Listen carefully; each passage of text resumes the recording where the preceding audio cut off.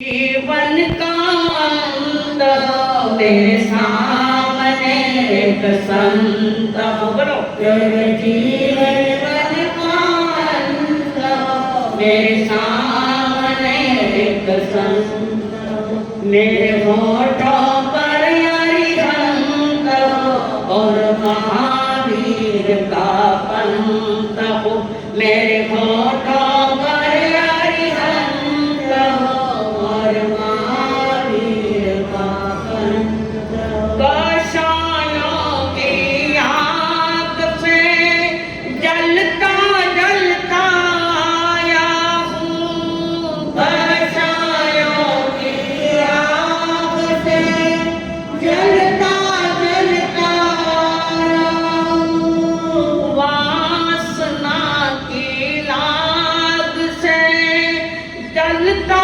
जलता आया हूँ वासना की आग से जलता जलता आया हूँ दुख भरी इस यात्रा का सुखद अंत मेरे होठों पर अरिहंत और महावीर का पंत मेरे होठों पर अरिहंत और महावीर का पंत पंच परमेश्वर को प्रणाम प्रणाम करो परमात्मा स्वरूप सतगुरुदेव संयमी जीवन के सहयोगी साध्वी मंडल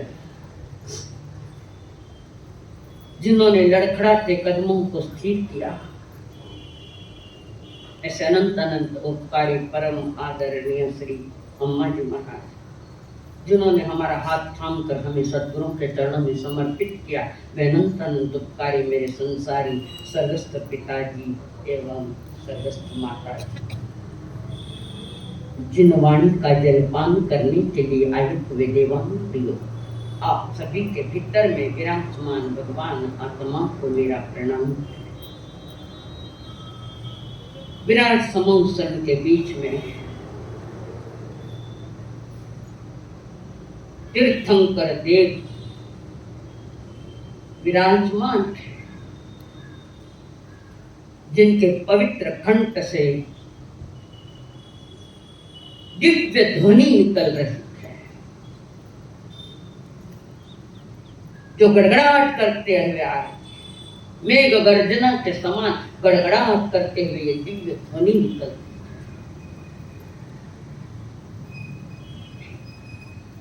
और तीन गति के प्राणी उसको सुनते उनका उद्धार परमात्मा महावीर जब समूह शरण में पहली बार पधारे तो उन्होंने किस धर्म की स्थापना की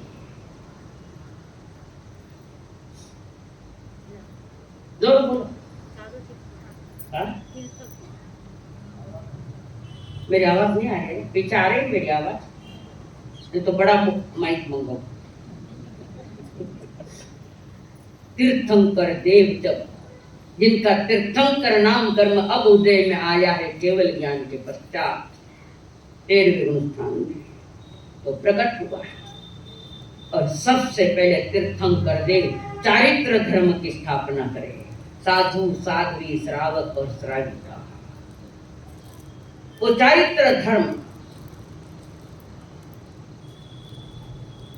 पवित्र धर्म है तीर्थ है पवित्र है और वहीं पर उन्होंने फरमाया धम्म मंगल मुक्तिठम अहिंसा संयमो देवावि तम नमम संति जस्स धम्मे सयाम चारित्र धर्म की स्थापना जो की धर्म उत्कृष्ट मंगल है धर्म उत्कृष्ट मंगल है ये कहीं सुना है और जगह और कहीं सुना है कि धर्म उत्कृष्ट मंगल है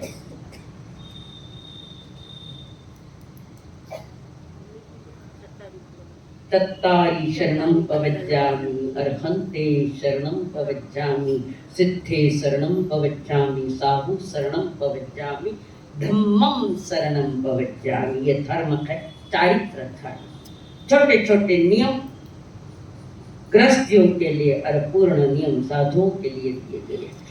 चारित्र धर्म की स्थापना, तीर्थंकर तीर्थ की स्थापना करते हैं। थोड़ी सी बात समझ लेना है कि तीर्थंकर तीर्थ की स्थापना करते हैं, पर हर तीर्थंकर तीर्थ की स्थापना नहीं करता।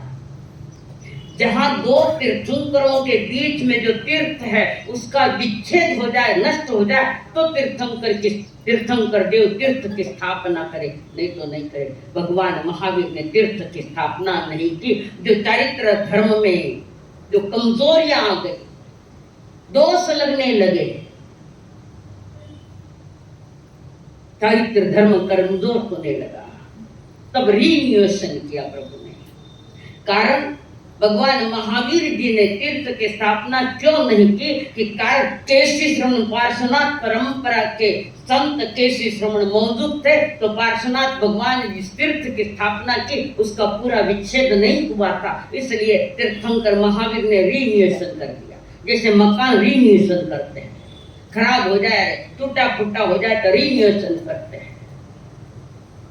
चारित्र धर्म को ठीक से किया, व्यवस्थित किया। चार प्रकार के तीर्थ को उन्होंने मर्यादा में लाया, बंधन में लाया। कि नहीं बंधन माने बंधन नहीं चाहिए। याद रखना, कुछ बंधन ऐसे होते हैं जो मुक्ति का कारण बने। व्रत और महाव्रत, ये बंधन मुक्ति के कारण है, और तुम्हारे संसार के बंधन अन्य गतियों के कारण है। समझते? तो वहां पर तीर्थंकर देव परमात्मा महावीर ने कहा, धम्म मंगल मुख्यतम, धर्म उत्कृष्ट मंगल है। तो गौतम स्वामी ने पूछा, बनते बनते यानी भगवान बनते, वो धर्म कौन सा है? किस धर्म के बारे में आप फरमान रखे थे? कृपा करके बताइए। गौतम स्वामी सब कुछ समझते थे, परंतु प्रभु के शब्द सुनने के लिए लालच थे कि गुरु के मुख से वो पुनः सुनूं। मुझे मालूम है, पर प्रभु के मुख से निकली हुई वो अमृत धारा, वो पवित्र वाणी, वो मीठे स्वर सुनने के लिए लालच है गौतम स्वामी। तब पूछ लिया वो कौन सा धर्म है, तो प्रभु ने कहा अहिंसा, संयम और तप। ये तीनों के तीनों चारित्र धर्म के विकास में सहयोगी। देवा गीतम नमन संति, देवता उन्हें नमस्कार करते हैं। देवता तैयार है, मैं वंदन करूं, नमस्कार। देवता उत्सुक है मानव जाति के चरण छूने के लिए। देवता तैयार बैठे, अपनी ओर से तैयारी नहीं है, हमारी ओर से तैयारी नहीं। देवता बड़े उत्सुक है, जाऊं मैं उनके चरण छू। जस धम्मे सयाम, जिसके जीवन में, जिनकी रोम राशि में, जिसके संपूर्ण आत्मा प्रदेशों में, कण कण में धर्म जिनके रमता है, देवता उनको नमस्कार करते हैं। बात समझ में? देवता उत्सुक है, उनके चरण छू। अंधेरा चरण छूने उत्सुक हो, जल्दी बोलो, किसके चरण छूने के लिए तुम तैयार हो? देवी देवता। तुम स्थानक वासी है, मंदिर में जावे तो थाने पाप लागे, है ना? हाँ बोलो, मैं स्थानक वासी, मंदिर में नहीं जाओ, मंदिर में जावे तो पाप लागे। वही तो टोटो पड़ गयो। मंदिर में प्रतिमा के सामने बैठकर ध्यान करने में या प्रभु की स्तुति करने में थाने पाप लगे। घर में कितना देवी देवता है बताओ? घर में कितने देवी देवता है? कोई त्रिशूल ली हुई, कोई तलवार ली हुई, कोई शेर पर बैठी हुई। इसका मतलब वितराग देवता उनके भी नीचे उतर गए। तुम्हें संसारी देवी देवताओं में तुम पूजन करते हो, मैं मिंदर में नहीं जाएगा पाप लगे। पाप मन में है, मिंदर में पाप नहीं, पाप तुम्हारे मन में है। परमात्मा दिव्य देशना दे, और उस देशना में देवता तैयार बैठे तुम्हें छू। वो चरण मिल जाए जिसके रोम राशि में धर्म चल गया, उनके चरण छू और सेवन लारे पड़ेगा। डायरेक्ट कनेक्शन परमात्मा से करो। लोग इन देवी देवताओं की आराधना ये करते हैं, देवी देवताओं की, तो संसार जो 8 कर्म युक्त है उन देवी देवताओं की आराधना करते हैं। और ये देवी देवता तुम्हारे चरण पकड़ने के लिए तैयार है। डायरेक्ट कनेक्शन बनाओ तीर्थंकरों की।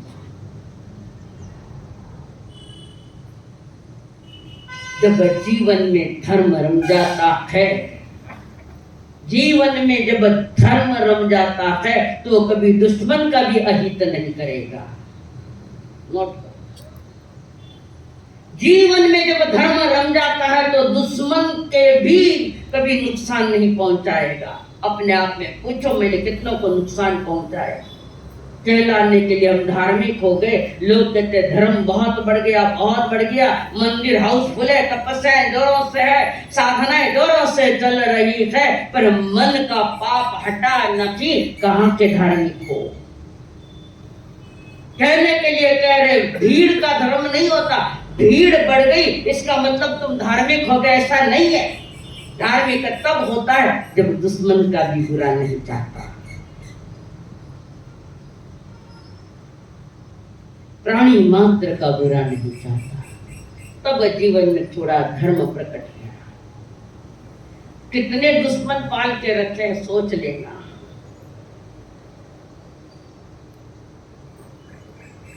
कुछ धर्म ऐसे हैं जो परिवार से संबंधित है। कुछ धर्म व्यवहार धर्म जिसको हम कहते हैं, व्यवहार।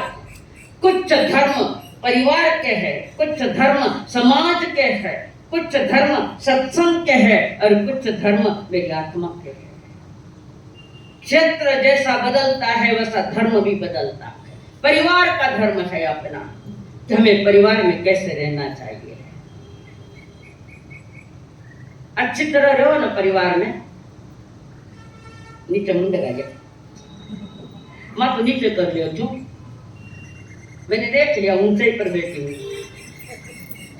तुम्हारा परिवार का धर्म है, आपके पास है कि मेरे कारण परिवार वालों को किसी को तकलीफ तो नहीं होती है। कभी सोचा? माँ हो, बाप हो, भाई हो, भाभी हो, बच्चे हो, तुम हो, तुम्हारी पत्नी, तुम्हारी भाभी, जो कुछ भी है बहन से, क्या वो धर्म आपने निभाया है?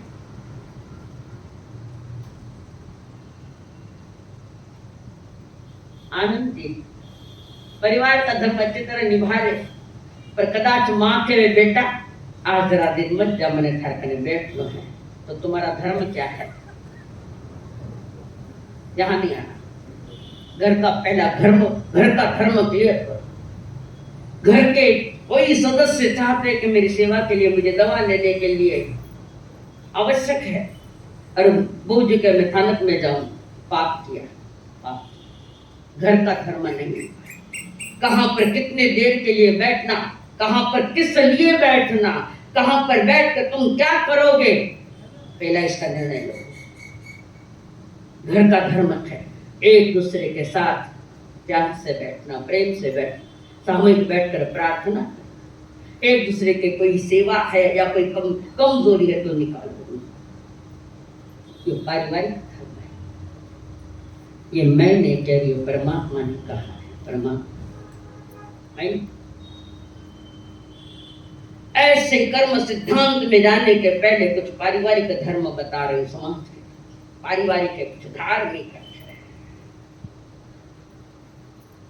और ये धर्म बताते हुए आज मैं उस विषय पर बात कर रही हूँ। उचित विवाह। विवाह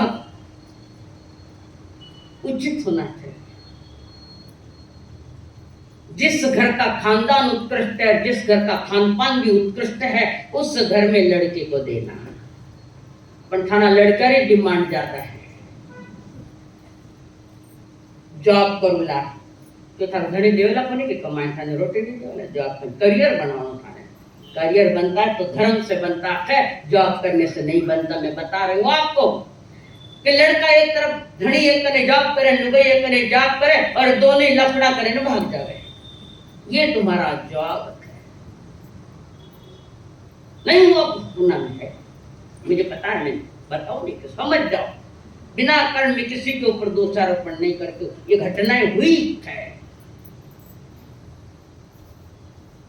एक दूसरे की मांग मांग मांग डिमांड माने एडो से माने बेड़ो से माता पिता ने अक्कल कोनी तो लंगड़ो ने खोड़ो थाने लाइन देला धणी।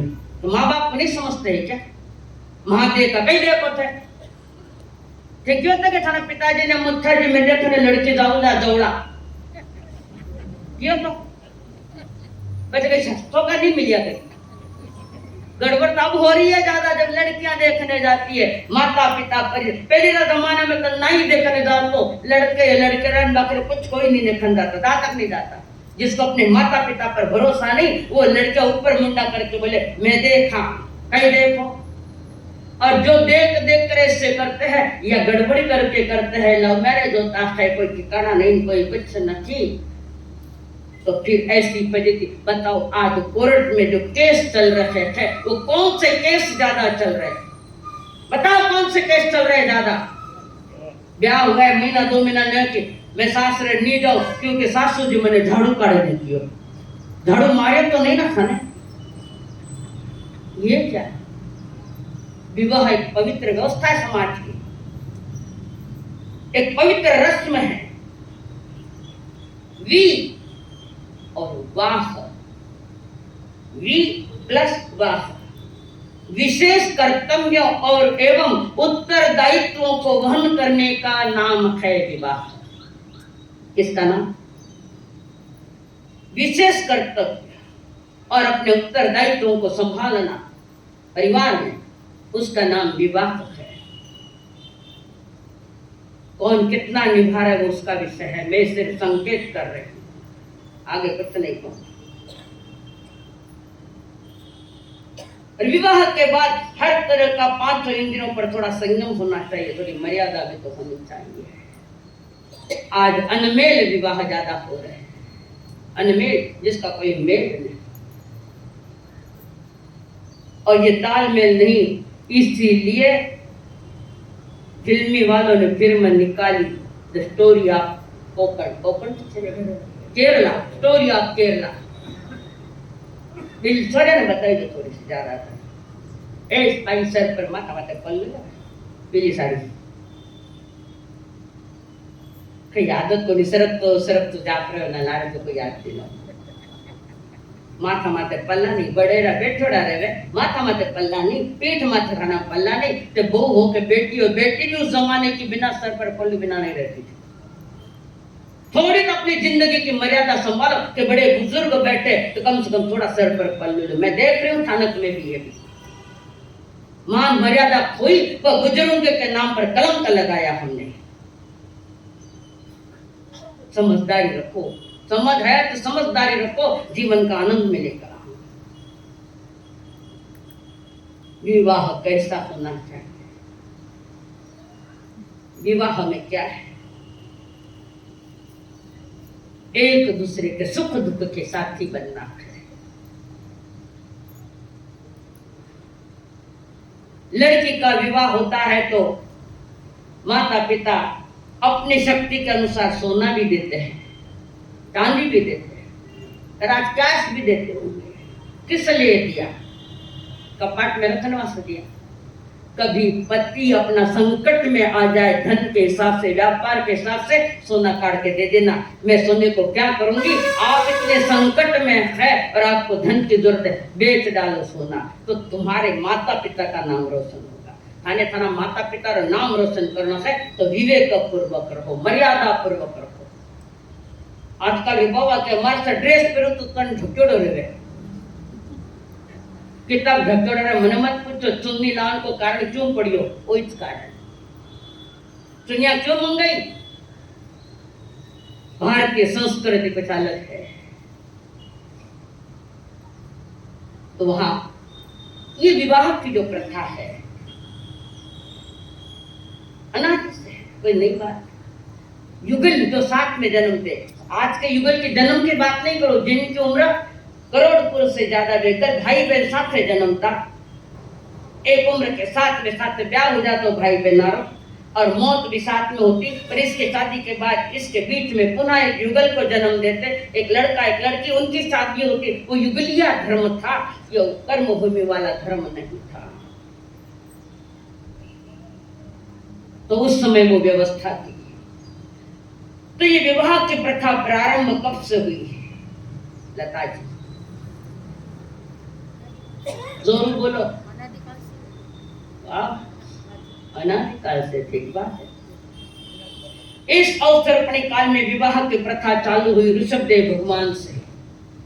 कारण वहां भी जब ट्विंस जन्मते थे, लड़का और लड़की, तो वहां पर माता पिता ने अपने बच्चों को, दोनों बच्चों को वृक्ष के नीचे रखा, वो काम करते थे, वृक्ष के नीचे रखा, और वृक्ष की एक डाल गिरकर लड़के के ऊपर पड़ गई। अब ये जोड़ी टूट गई। अब वो लड़की है, किसके साथ शादी करेंगे? सब परेशान है, परेशानी में है। और ये बात ऋषभ जी के पास पहुंची कि लोग परेशान हो गए हैं। तब उन्होंने निर्णय लिया, इस लड़की के साथ मैं शादी करूंगा, शादी करी उसके साथ। इतनी बात ये नहीं मालूम था ना, समझ। उस समय शादी की, और शादी की परंपरा फिर आगे चली। कारण वो टीम्स का जन्म धीरे धीरे कम हो गया, युगलिया धर्म खत्म होने लगा। उसके बाद विवाह का जो प्रारंभ हुआ, हमारा इतिहास देख लो। इतिहास में आता है कि विवाह के लिए जो परंपराएं बनी या जो कानून बने, जो रस्म बने, वे एक राजा ने चालू किए। मेरे हिसाब से शायद विक्रमादित्य होना चाहिए। उनके समय विवाह प्रथा व्यवस्थित चालू की गई। पहले के जमाने में 8 प्रकार के भी विवाह हुआ करते थे, शास्त्र में है 8 प्रकार। एक ब्रह्म विवाह, एक प्राजापत्य विवाह, एक आर्ष विवाह, एक दैव विवाह, एक गांधर्व विवाह, गांधर्व विवाह भी होते थे, एक असुर विवाह, एक राक्षस विवाह, एक पैशाच विवाह। अलग अलग प्रकार की प्रथाएं थी शादियों की पहले के जमाने में। और उसके बाद पुनः धीरे धीरे धीरे परिवर्तन आता गया, और फिर राजाओं ने नियम लगाया कि समान या गोत्र वालों के साथ विवाह नहीं होना चाहिए। समान गोत्र,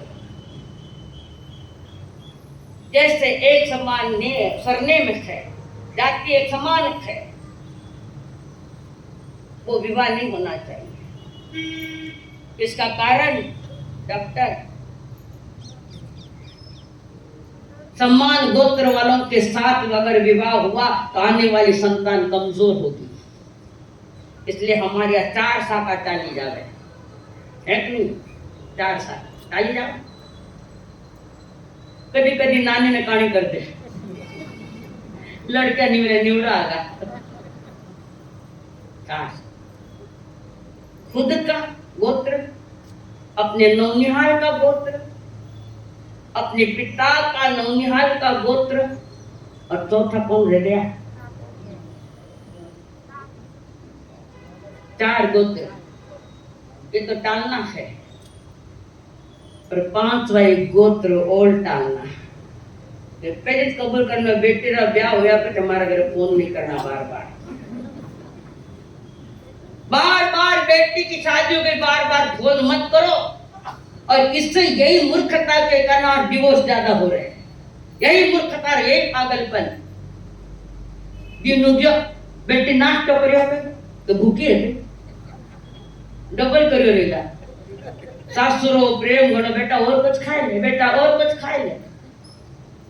छोटी छोटी बातों के लिए जिसमें 10 बार कतर आखा सासु ने कहीं बोली के जे कभी बोलिया नहीं, माँ कभी बेटा ने बोली को नहीं, बेटी ने बोली नहीं, माँ कभी मारियो नहीं, सासु मार दो पता नहीं क्या कर देगा। क्यों, क्या कारण है? बच्ची दे दी ना आपने, हाँ इतना ही आपको पूछना है तो बच्ची के सास ससुर दोनों बैठे, उनसे पूछ लो। और बेटा तो वो कह देंगे बेटा बहू जी बोल लो, बात करो। है कि नहीं ये घटना? 5 वर्ष में नासिक में 1100 डिवोर्स हुए। ये है ना अज्ञान दशहरा माता पिता। अब 1100 लड़कियां घर में आकर बैठी है।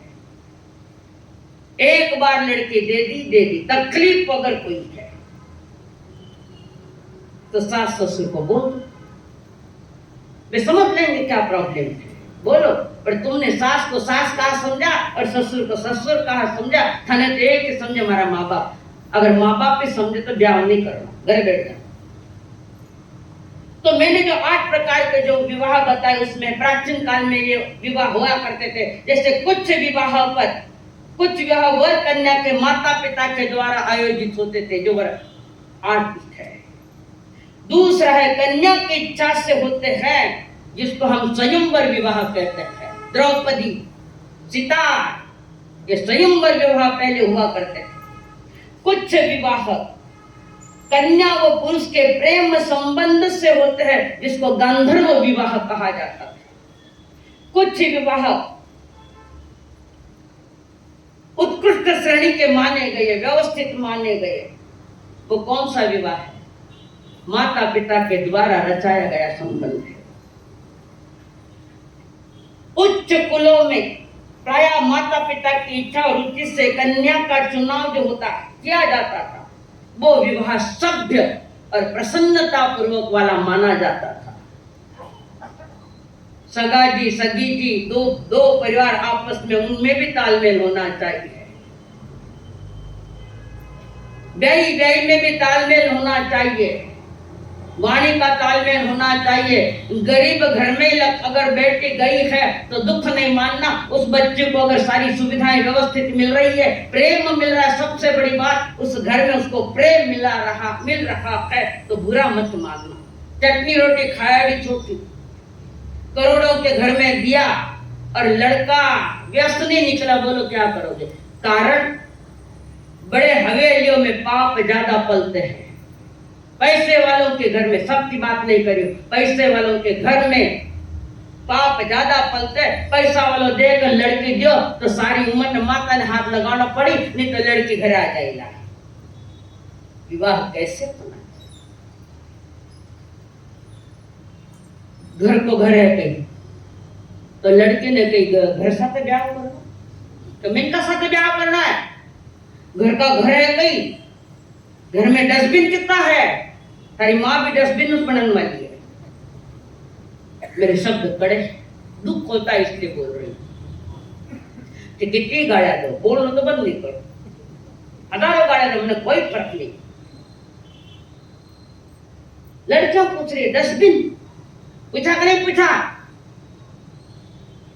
घरे 4 व्हीलर है कहीं तो कार साथ फेरा खाए, कार साथ।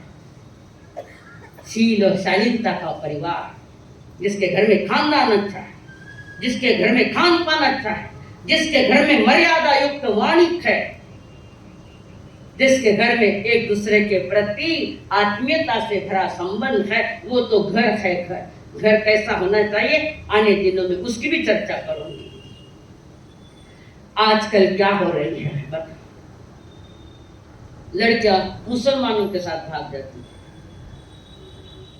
नहीं भागी, नहीं हाल हो गया। पूना के मटन मार्केट में जैनियों की लड़कियां मांस मटन मछलियां काट रही है, और कई विवाह इससे फुसला कर ले गया लड़की ने, थानी जय नहीं आ रही और भरी दरबार चौराहे पर उस लड़की को जलाया गया। क्यों जलाया गया बता दो? प्रेम में पागल मूर्ख भरा प्रेम, वो खोटा प्रेम। और उस एक मुसलमान का लड़का भगा के ले गया। सिकंदर हैदराबाद की घटना है ये, और जैनी की घटना है वो, जहाँ लड़के को फुसलाया, प्रेम में पागल बनाया, भगा के ले गया, लड़की भाग गई। अब वो लड़का कहता चाल बुरखा पहन, वो कह नहीं पहनो, बुरखा पहनना पड़ेगा, वो कह नहीं पहनो। उठाया उस पत्नी को, भरे चौरा कर लिया, हजारों मुसलमानों के बीच में उसको पेट्रोल डालकर उसको मारा गया। वो तड़पती है बचाओ बचाओ बचाओ, अरे बचाने वाले तो माता पिता होते हैं, तुमने ही अपना नुकसान कर लिया। ये रियल घटना है, इसीलिए आज ये पिक्चर निकले, द स्टोरी ऑफ केरला। समझदार लड़कियां रिवर्स में आ गई, जो गई वो चली गई। इसलिए धार्मिक परिवार को, जिस घर में धार्मिक अनुष्ठान चले, जिस घर का खानदान उत्कृष्ट है, समाज में जिनका नाम है, संतों में जिसका स्थान है, ऐसे घर देखो। और लड़की की बातें सुनकर नाना वो मत करो, नहीं तो फर्क हो जाएगा। एक घटना सुनी थी हमने, एक कॉलेज का नौजवान युवक हीन कुल वाली लड़की से उसकी शादी हो गई। हीन कुल वाली, जहां कोई मान मर्यादा नहीं है। हीन कुल, मुझे गरीब घरी ऐसा नहीं है, आचरण हीन है उस लड़की का। आचरण से जो हीन है, इससे लड़की के साथ उसका प्रेम हो गया, शादी करके ले आया।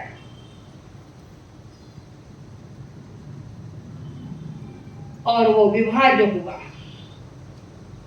लव मैरिज है ना, यही कहते हैं। आजकल के युग में खाली लव मैरिज भी नहीं है, लव दीक्षा भी है। किसी के साथ मोह हो जाए तो दीक्षा ले ले, आगे कुछ नहीं, आगे फजीता, आगे फजीती, मोह में आकर दीक्षा लेवे। ज्ञान गर्भित दीक्षा लंबी यात्रा आखिर तक चलाएगा। और लव दीक्षा भी फेल जाती और लव मैरिज भी फेल जा रहे हैं। लड़की के साथ विवाह करके पागलपन करके, घर में सासू के साथ पत्नी का जमता नहीं, लड़का अलग हो गया, बूढ़े माँ बाप अलग हो गए। अरे बाप कर जो मत्ती, बूढ़ा माँ बाप ने या सास ससुर ने छोड़ जो मत्ती अलग फजीती हुएला। तो वहां पर शादी के अलग हो गए। बूढ़े माँ बाप अपना काम करे, बेचारे बुढ़ापे में नहीं करना जो करना आया, होता नहीं, फिर भी क्या करे, करना तो पड़ता है। इधर ये पति पत्नी अलग हुए, तो पति के ऊपर भी काम का बोझा बहुत आ गया। अब ये नौजवान लड़का जिसने लव मैरिज किया, वो नौजवान लड़का सवेरे 9 बजे निकलता ऑफिस में, तो शाम को 9 बजे लौटता। और लुक्का सुक्का टुकड़ा खाओ, डब्बो साथ में भेज दियो। देवे कि नहीं देवे? दुकान पे डब्बो भेज दो। पैसा किस लिए कमाया? सूखी रोटी खाऊं मस्त कमाया। किसके लिए पैसा कमाया? तुम्हें भोजन करने का भी टाइम नहीं, फिर पैसे किसके लिए? सवेरे का रूखा सुखा डब्बा भर के जाओ, खाई लीजो। भावे नहीं भावे खाई लो, तो थाने पैसो चाहिए, शरीर नहीं चाहिए। कड़क वचन है, होनी चाहिए। क्यों? मारवाड़ में कहे मीठो बोलियो मोरियो, वो पैसा आपने खा जा। मैं मीठा नहीं बोलती, शुगर है पर मीठा नहीं बोलूंगी। पर मीठे से सुनने वाली दुनिया नहीं आ, थोड़ा कड़कपना लेना ही पड़ेगा। ये सवेरे 9 बजे जाता है, रात को 9 बजे लौट। काफी समय घर में नौकर चाकर भी थे, वो सेठानी भी बैठे गया। और इस बीच में उस लड़की ने गलती कर ली, एक नौकर के साथ संबंध प्रस्थापित कर। घर का नौकर, आज भी ये घटनाएं हो रही है। आणि छेड़ा झाड़ूवाला साथे भाग जाए, मुसलमान ना साथे जावे, झाड़ूवाला साथे, घरा नौकरा साथे जावे। गुनेगार कौन है बताओ? इसमें दोषी कौन है? लड़के ने सारी फैसिलिटी दे रखी है, नई जैसे कपड़े, भारी भारी मोबाइल, एप्पल का मोबाइल चाहिए, खा एप्पल, सारी फैसिलिटी दे दी। और उसका परिणाम आगे जाकर ये आया। ये रोज का उन दोनों का खेल मस्त चल रहा है, मस्ती भरा मस्त। और उसके बाद एक दिन किसी कारणवश लड़के को आना हुआ घर में आया लड़का, देखा पत्नी नहीं है, तो रूम का दरवाजा बंद था, रूम का दरवाजा खटखटाया, और जैसे ही दरवाजा खटखटाया तो अंदर से कड़ी खुली, ये निर्लज्ज दो जन वहां कमरे में बंद थे। घटी घटना कह रही, वो परियों के देश वाली मैंने जो हो रहा है वही बता रही। और पति ने देखा ये तमाशा, ये बिगड़ता हुआ काम, एक नौकर के साथ पत्नी रेल रलिया मना रही है। नौकर को घर जा टाइम हो गया था, और उस लड़की को पकड़ा, पत्नी को पकड़ा, मुंह बांध दिया, मुंह में कपड़े डाल दिए, हाथ पांव बांध दिए, और ले छुरी कर उसका चामड़ा उतार कर रखा। ये रियल घटना है।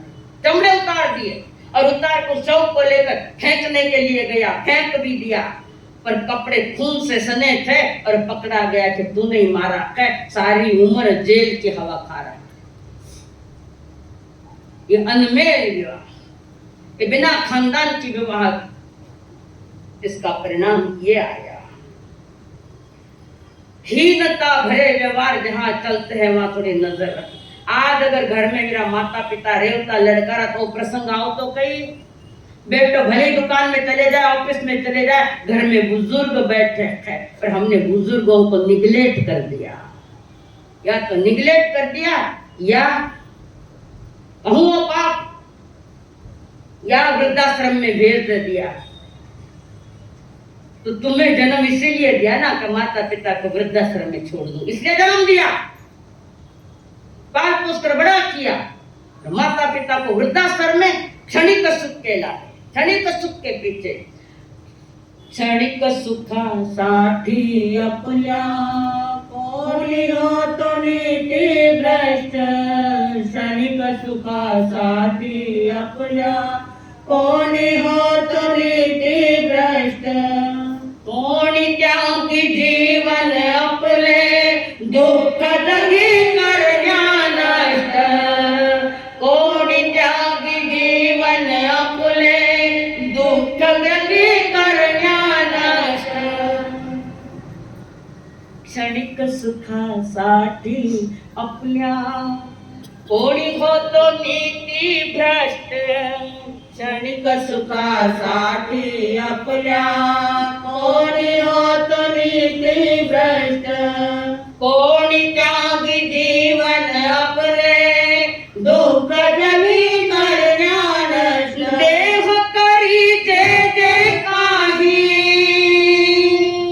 देह करी जे जे काही, आत्मभोगितो नंतर, जैसे जाचे कर्म तैसे फल देतो रे ईश्वर, जैसे जाचे कर्म तैसे फल देतो रे ईश्वर, जगी जीवनाचे सार, घ्यावे जाणून तत्पर, जैसे जाचे कर्म तैसे फल देतो रे ईश्वर, जैसे जाचे कर्म तैसे फल देतो रे ईश्वर, क्षणिक सुखासाठी आपल्या, कोणी होतो नीति भ्रष्ट। सही है, मंजूर है, समझदारी से काम, ऊंचा जन्म, ऊंचा खानदान से, ऊंचा परिवार है, ऊंचा खान पान भी रखो, और ऊंचे विचार रखो, और ऊंचा आचरण रखो। हमारे यहाँ विवाह प्रथाएं जो थी अलग, समान वालों के साथ जानता गणित करना, जानता नहीं करना, भरोसा नहीं जान, और कभी कभी जानता गणित में भी गड़बड़ होवे तो अजानता गणित करिया तो और जो भी लड़की का स्थान देखकर जाते हुए परिवार शीलवान होने चाहिए, भले पैसा कम है, शील शालीनता की ऊंचाई पर है। जीवन में जहाँ उत्कृष्ट आचरण समाज में जिन्होंने अपना पैसे से नहीं उच्च शील के कारण नाम कमाया, संतों का कृपा पात्र बना, धन से नहीं मर्यादा युक्त जीवन से संतों का भी कृपा पात्र बन जाता। इतिहास साक्षी हमारा के जीवन कैसा होना चाहिए। हो सकता है ऋषभदेव के 400 दिन के चौव्या तक संसार भूल जा सकता है। छठ तप के धारी धन्ना जी, उनको भी कदाच संसार भूल जाएगा। महानबी गिरधारी कदाचित चंदना को भी संसार भूल जाएगा, और संगम देव को दिखाई करना को भी संसार भूल जाएगा। और इस संसार में न भूलने योग्य जो व्यक्ति है स्थूली भद्र और रूप कोशा। जो स्थूली भद्र अपने संयमी जीवन में पूर्ण मर्यादित अपने आप में कच्चे की भांति समेटे हुआ जीवन, और जिसके घर में 12-12 बरस संसार भोगे वही स्थूली भद्र कोई घटना के कारण संयमी जीवन में आ गया। और पहला ही चातुर्मास गुरु से कहा कि मैं रूप कोशा के आवास पर करूंगा। जिसके बाहों में 12-12 बरस रहने वाला स्थूली भद्र जीवन में ऐसा टर्निंग पॉइंट आया, दीक्षा ली और उसके घर में रूप कोशा के घर में उन्होंने चातुर्मास की गुरु से आज्ञा मांगी और गुरु ने आज्ञा दी थी। और गुरु समझ गए कि योग्य है, वहां जाने में कोई प्रॉब्लम नहीं, योग्य। और रूप कोशा ने बहुत प्रयत्न किए कि स्थूली भद्र पुनः मेरे साथ संसार के भोग भोगे, पर वे शांत स्थूली भद्र कई प्रकार के दवाइयां दी कि उसका विकार जागे। कई प्रकार के आचार्य, उनके आचार्य ने दवाइयां दी, आयुर्वेदिक दवाइयां, कुछ नहीं हुआ। पर जो संयम में पूर्ण स्थित हो गया उनका तो कुछ नहीं बिगड़ा, पर बिगड़ी हुई रूप कोशा भी सुधर गई और 12 व्रतधारी श्राविका बनी। ये है तालमेल जिंदगी का, ये तालमेल। सब कुछ भुलाया जा सकता है पर स्थूली भद्र रूप कोशा को नहीं भुलाया जा सकता। तो विवाह में कैसा होना चाहिए? घर शीलवान को, शालीन घर को, उसके साथ वर्षों पूरे घटना घटी। एक युवक का विवाह है, तैयारी है, सारे परिजन आए, काका भी सभी आए। लड़के के पिताजी को थोड़ा दमा था, दम की बीमारी थी, और इधर शादी की तैयार है लड़की। इतने में पिताजी को दम का अटैक आ गया, जोर से अटैक आया। अब कैसे करे, क्या करे? डॉक्टरों को बुलाया, दवाइयां दी जा रही है। पिताजी ने अपने भाई को कहा, भैया तारा भतीजा रे ब्याह में तू जा, सारी व्यवस्था देख लीजिए, मैं आने जैसा नहीं हूँ, मेरे को दमा का अटैक, मैं नहीं आ सकता, आप जाओ, आप लेके जाओ। लड़के के आंख में आंसू है, मैं शादी करने जा रहा हूँ और मेरे पिताजी बीमार है। जिन्होंने सपने सोचे थे कि मेरे बेटे को घोड़ी चढ़ा देखूंगा, शादी करते देखूंगा, हर माँ बाप का ये सपना होता है। और उस लड़के रो रहा है, वो काका जी के पास देख रहा है, पिताजी के पास देख रहा है। पिताश्री जी मैं कैसे जाऊँ शादी करने, आपका स्वास्थ्य ठीक नहीं, मैं नहीं जाऊँगा। लड़के को यहाँ बुला रही, यही आपके सामने फेरे करने। नहीं बेटा नहीं, शादी करने के लिए जाओ, मैं ठीक हूँ, अभी तुम्हारे काका साथ में है। और पिताजी की आज्ञा लेकर लड़का घोड़ी चढ़ा उस गांव में चला गया जहाँ शादी चलेगी, बारात चली गई। सारे ध्यान बार बार पूछा जा रहा है, स्वास्थ्य कैसा है, स्वास्थ्य कैसा है, पूछा भी जा रहा था, और इधर शादी के रस्म भी निभाए जा रहे थे।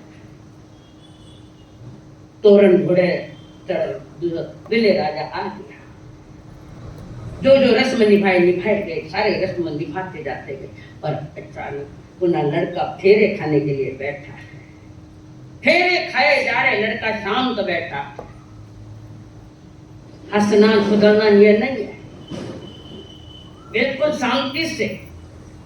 शादी के फेरे में बैठने से थोड़ी मैच्योरिटी चाहिए, वो अल्लाह नहीं चाहिए, शांत भाव से। कारण विवाह का विरोध नहीं है, पर विवाह जो भी हो वो सभ्यता के साथ हो, विरोध नहीं है उसका। एक पवित्र रस्म है संसार का, तीर्थंकरों के भी तो विवाह हुए, नहीं हुए ऐसा थोड़ी है, पर उनके कारण कुछ और थे।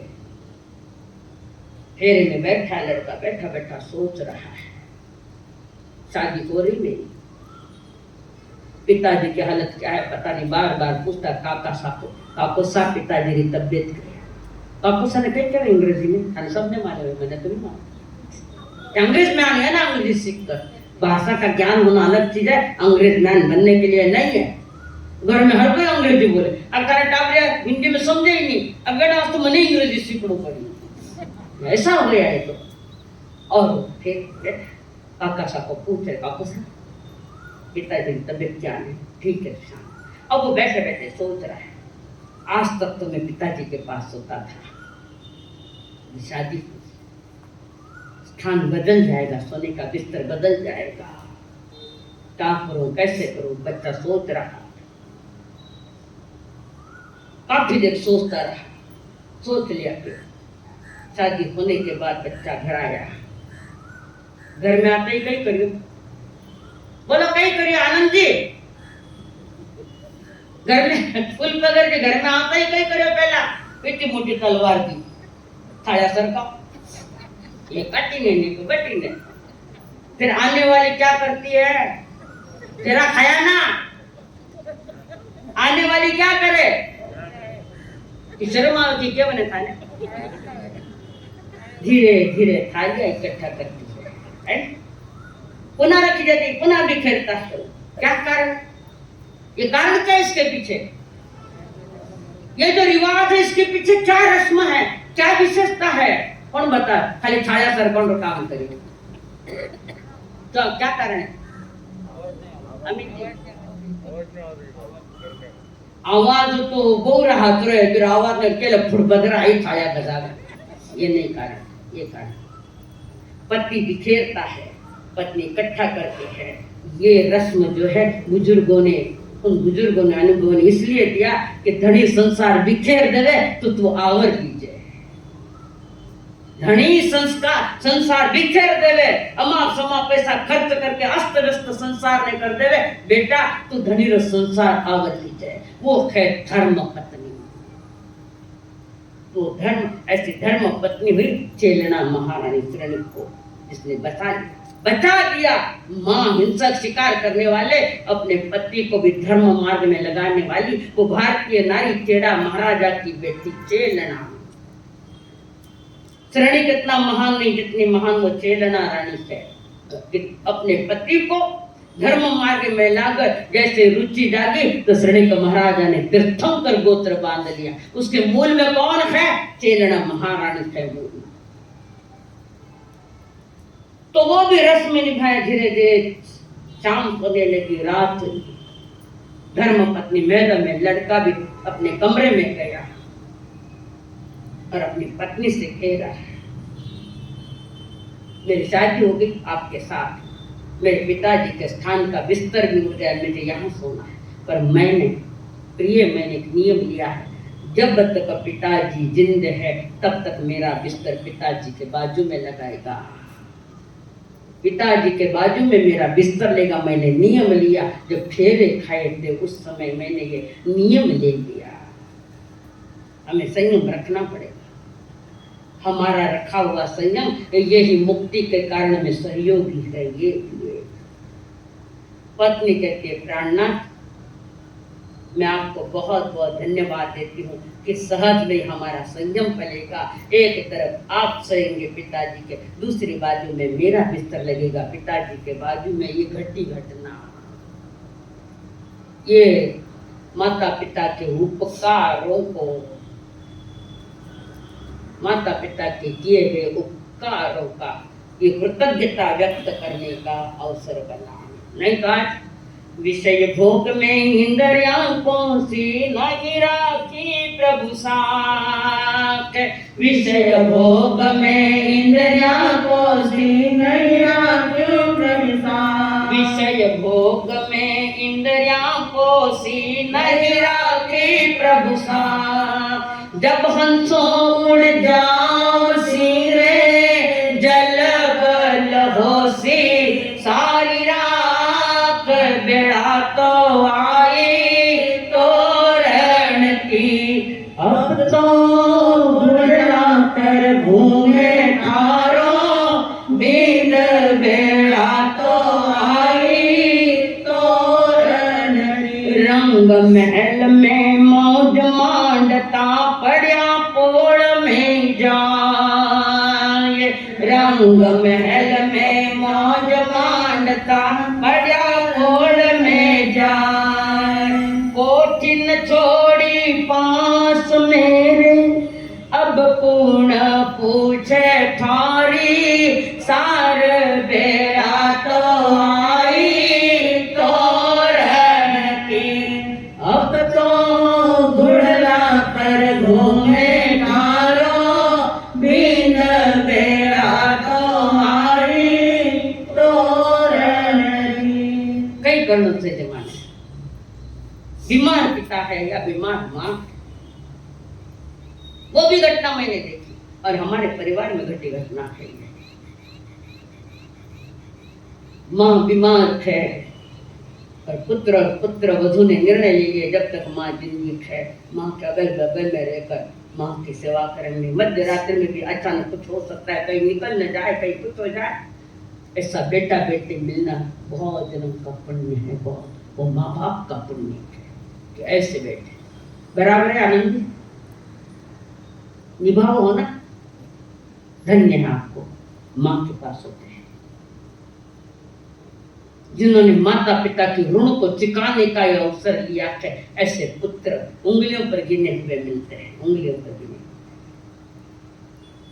उन्होंने नहीं कहा मुझे उनकी माँ ने कहा हमारा साथ हमारा बेटा हमारा कलेश है संयम रख सकते हो इतना अरे उन बुजुर्गों का जिन्होंने तुम्हें हर तरह से ऊपर किया है उठाया तुम्हारे लिए कष्ट है बुढ़ापे में कहीं भी अकेले की सांस नहीं निकल जाए पास में बेटा हो सकता है तुम जागे रहो डॉक्टर बोला दवाई लग गई बच सकते हैं हमारा धर्म विवाह सिर्फ भोगों का विषय नहीं है एक दूसरों के कर्तव्यों का पालन करना एक दूसरे के सुख दुख के साथी है घड़ी एकादी साड़ी नहीं लावे तो चाली मारा बाप रखे थाने 10 बार क्यों साड़ी लावनी साड़ी नहीं ला सकिया थाना साड़ी के लिए तुमने रिलेशन तोड़ दिए संबंध तोड़ दिए छोटी छोटी चीजों के लिए हम पुरुषों को धमका देते हैं पतियों को धमका देते हैं वो करो नहीं तो जापरोला बाप रखे था बाप के तो थाने साथ दे ले देखो थोड़ा टाइम तो निकलो अरे पियर भी है तो माँ बाप है जब तक पियर उसके बाद पियर नहीं भाई भाभी चल अच्छे भाई आज भी है नहीं है ऐसा नहीं कह रही पर जो माँ बाप के राज्य में मिलता तो कोई भाई वगैरह राज में आवे ये बात हमें बहुत कम मैं कह रही विरोध नहीं कर रही ऐसे भी घर पवित्र घर है जितना माँ बाप के सानिध्य में बेटी को आराम मिलता तो भाई भाभी के राज में भी उतना ही आराम मिलता पर वे गिनती के घर कह रहे थे विवाह कैसा होना चाहिए सिर्फ भोगों के लिए नहीं है और अति भोग भी रोग का कारण बनता है बराबर है ना अति भोग इंद्रिय भोग अति ज्यादा है रोग का कारण बनता है और मौत को न्योता देता है विषय भोग में इंद्रियां पोसी नशी राखे प्रभु साथ विषय भोग में इंद्रियां पोसी नहीं राखे प्रभु साथ जब हंसों उड़ जाओ सिरे जल बल होसी हरि रात तो आई तोरण विवेक का चिराग जब बुझ जाता है विवेक का चिराग जब बुझ जाता है तब आचरण अंधा हो जाता है परमात्मा ने कहा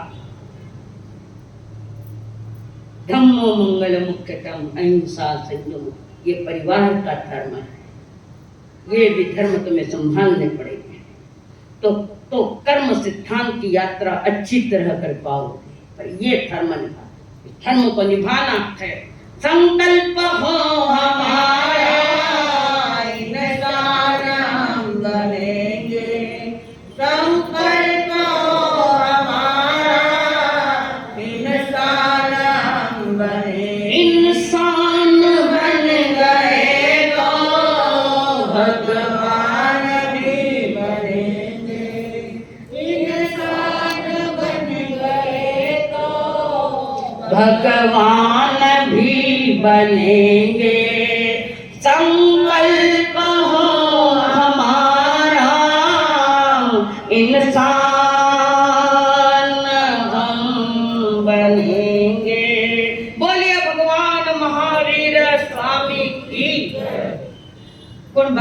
भाग्यशाली बाया है, सौगन तो नहीं दूं कि बेटी की शादी होने के बाद बार बार फोन नहीं करेंगे और वहां की व्यवस्था नहीं पूछेंगे। बोलो कौन भाग्यशाली? अगर है तो हाथ ऊपर कि बार बार किस करने सजा ब्याह है गया ना। बहुत भाग्यशाली, महान पुण्य का एक टूटते हुए घर को बचाओ दिया। जो भाग्यशाली वो हाथ ऊपर कर। अभी पालन करो इस नियम का और आपका मनोबल व्यवस्थित हो गया तो उसके बाद नियम ले लेना मेरे पास कि किसी के घर को तोड़ने का काम मत करना।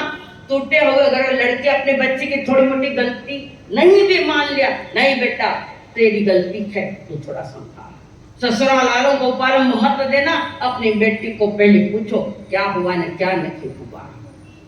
अगर वो गलत बोलती है तो उसको सासू को आमने सामने बिठाओ और फिर बात करो। किसी परिवार को तोड़ने का पाप मत करना, तुम्हारा मार्ग रुक जाएगा, विकास का मार्ग रुक जाएगा। जिन्होंने हाथ ऊपर किए उनको बहुत बहुत धन्यवाद है। व्यासना के